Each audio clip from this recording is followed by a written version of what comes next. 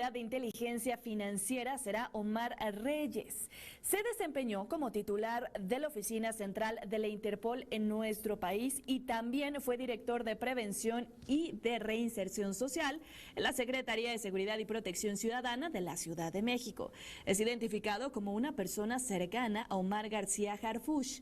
El cambio se produce después de la renuncia del titular de Hacienda, Rogelio Ramírez de la O, y el nombramiento de Edgar Amador ahora. Al tomar control de la unidad de inteligencia financiera, se prevé un mayor seguimiento a los movimientos financieros de grupos criminales y de empresas defraudadoras. ¿Será?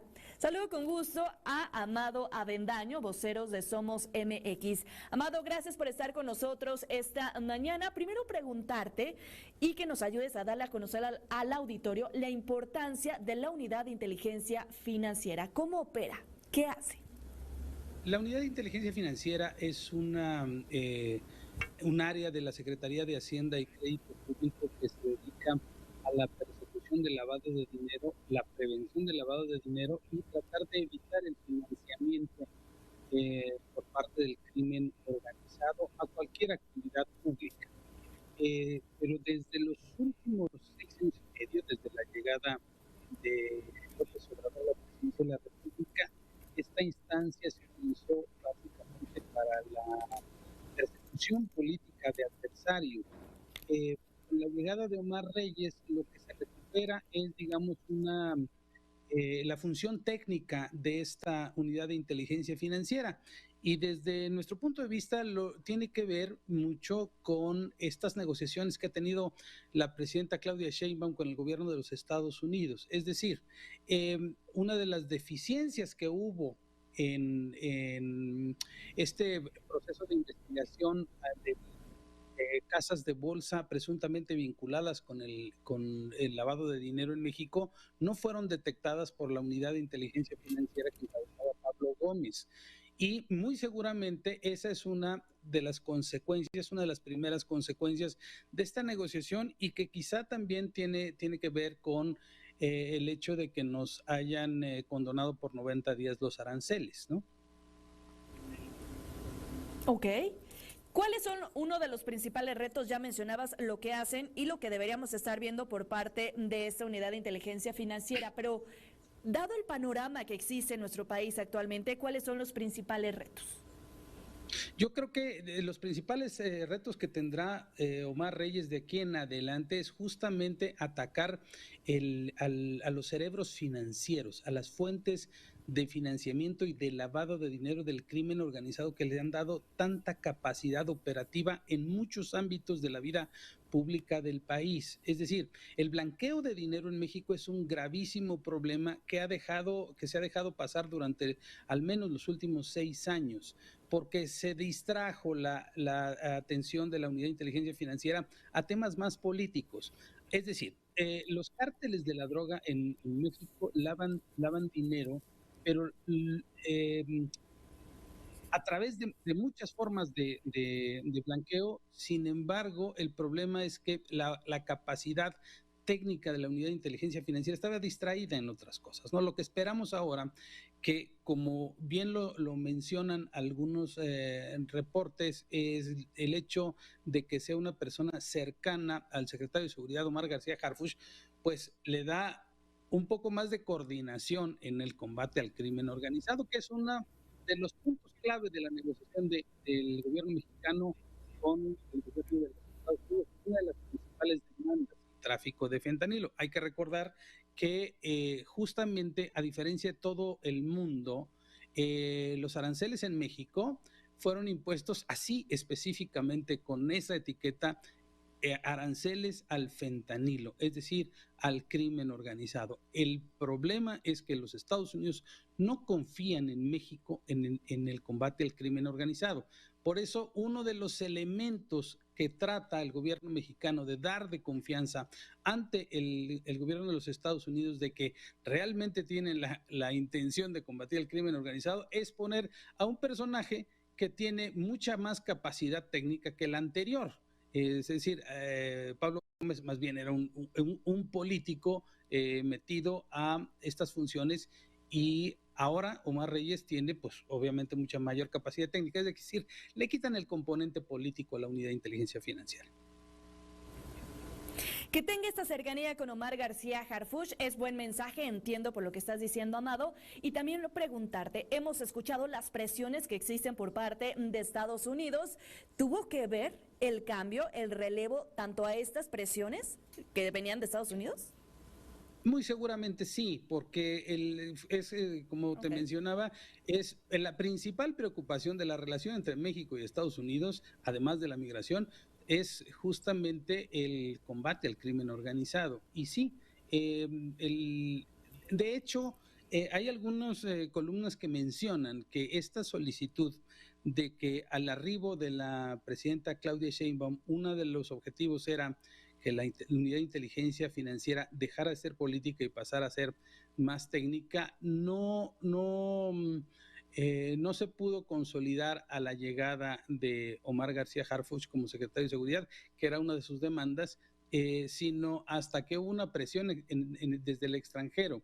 Me parece que justamente obedece a eso y es realmente preocupante porque se pudo haber hecho antes, se pudo haber operado mucho tiempo antes y lo que está en juego en este momento es ver qué capacidades le dan a Omar Reyes, qué capacidad operativa, de veras hasta dónde puede realmente llegar ahora que tiene un perfil más técnico, no político, y que esta necesidad es real, sobre todo para consolidar una relación de confianza con el gobierno de Estados Unidos, que de hecho no la hay en este momento. De otra manera, el trato con México sería diferente. Exactamente, y por eso tantas presiones y tantos movimientos, ¿no? Y más en una de las unidades más importantes, y como tú lo mencionabas, ¿no? Que han estado señalando principalmente por el tema de fentanilo, ¿no? O el combate a los cárteles. ¿Cuál podría ser el ideal que estuviéramos viendo, que digamos, bueno, está funcionando ahora con este nuevo nombramiento, está funcionando como debería funcionar la unidad de inteligencia financiera? Pues que dejaran de darse estas extorsiones que se dan, extorsiones desde lo político, la exhibición que hemos visto de personajes que no son muy atractivos para el régimen, como periodistas, empresarios que han sido exhibidos incluso en las conferencias mañaneras de la presidenta. Es decir, que se deje de un lado la persecución política a través de la unidad de inteligencia financiera y que de veras se le den golpes estratégicos a los cárteles del crimen organizado en México, que tengamos ahora sí que peces gordos, no charales, porque esa sí es una muestra de confianza. Si de veras Omar García Harfuch y ahora teniendo este brazo operativo en la unidad de inteligencia financiera realmente quieren dar muestras de que las cosas están funcionando, pues tendríamos que ver resultados a muy corto plazo. De eso depende mucho, porque lo otro también se presta a la interpretación de que esto pudo haber sido meramente un movimiento político para dejar en libertad a Pablo Gómez y que se encargue de una reforma electoral que muy seguramente perjudicará a todos y sobre todo a la democracia en México. Oye, y justo qué bueno que tocas ese tema, Amado, aprovechando que te tengo aquí. Bueno, ¿cómo ves el tema de la reforma electoral? Y tú lo mencionabas, ¿no? Parece ser que nada más lo estaban colocando, a ver en dónde lo colocaban y pues se les ocurrió hacer esto. Mira, Pablo Gómez ha sido un brazo operativo de López Obrador desde el Congreso mucho tiempo, después de la unidad de inteligencia financiera. Y hoy lo mandan a hacer una reforma, encabezar una comisión de una reforma electoral con un grupo de otros 6 personas que son altamente cercanas a la presidenta y que no reflejan ningún tipo de pluralidad. No se habló de incluir al Instituto Nacional Electoral, a la oposición. Lo que vamos a ver es una reedición del plan A de López Obrador, porque justamente fue Pablo Gómez quien se encargó de redactar aquel plan A que motivó aquellas grandes manifestaciones a las que convocamos entonces desde la Marea Rosa y que hoy cobran sentido porque lo que quieren es reeditar ya con una mayoría calificada en las dos cámaras, pues tratar de imponer una reforma sin consensos, sino prácticamente una imposición. Y como lo dice el propio decreto que se publicó ayer, pues prácticamente una dictadura de la mayoría. Esto significa que solo la mayoría cuenta, no se toma en cuenta lo que diga cualquiera que no esté alineada a este régimen. Eso no es democracia. La destrucción del Instituto Nacional Electoral sería un gravísimo retroceso para México, gravísimo, lo peor que le puede pasar a este país desde que tenemos uso de razón, al menos nosotros, desde que se empezó a construir los primeros esbozos de la democracia en México.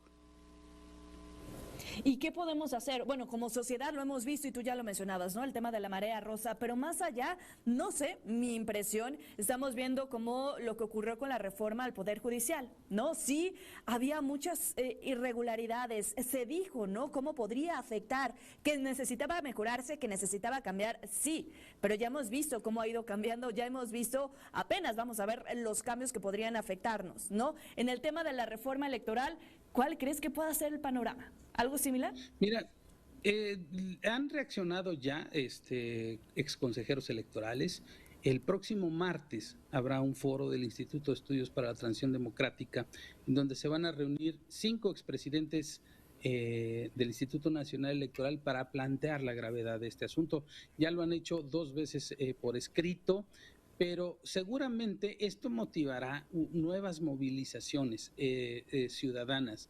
Una de las cosas que más nos duele a los mexicanos es que se metan con nuestra identidad, y con el anuncio de esta CURP biométrica, el peligro de que la credencial de elector, como nosotros la conocemos, desaparezca, la certeza en las elecciones, nuestros datos en manos de la autoridad, los datos personalísimos, los que maneja el INE, en manos de la autoridad sin control alguno, pues es algo que realmente nos preocupa a los ciudadanos. La verdad es que no nos interesa mucho a la mayoría de los ciudadanos qué ideología política tenga el gobierno.